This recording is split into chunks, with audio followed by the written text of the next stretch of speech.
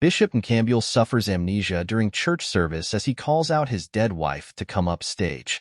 Subscribe to this channel so that you will not miss out on any information. In a special event that has concerned and deeply felt the congregation, Bishop Nkambule, a respected person in the community, experienced a period of illness during the service on Sunday. When the crisis happened, he called his dead wife on the stage and created a dark and chaotic atmosphere in the church. The day began like any other at the Church of the Good Shepherd, a vibrant community gathering place where the faithful come for comfort and spiritual growth. Bishop Nkambule, who is known for his preaching style and deep connection with his congregation, is set to deliver a sermon that is said to be inspirational and inspiring. His late wife, Nkambule, continued in her ministry until her tragic death few months ago. Her memory is still in the hearts of many people, as she was loved not only for her work as a friend of the bishop, but also for her participation in the work of the church. As the ceremony progressed, the atmosphere was full of excitement. The congregation, both old and new, sat quietly, awaiting the bishop's knowledge. When Bishop Nkambule started talking about the power of faith and the importance of community, something unexpected happened.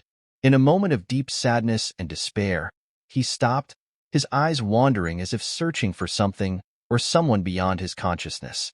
"Zanil, my dear, come here," he shouted, his voice full of desire and conviction.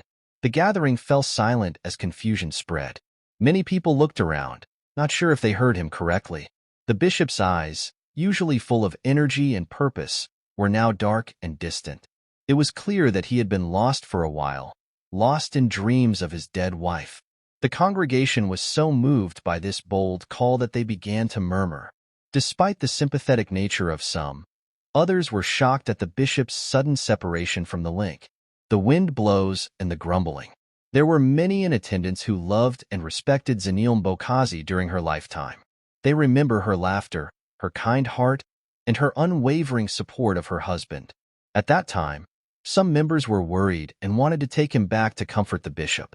When the nature of the situation became known, some of the members of the assembly began to stand up, forcing the bishop to look around and see the force of his words.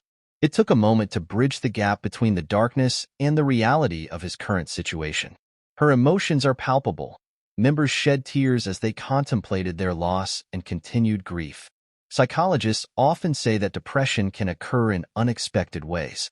For many people, the loss of a loved one creates a sense of helplessness that can lead to confusion or confusion.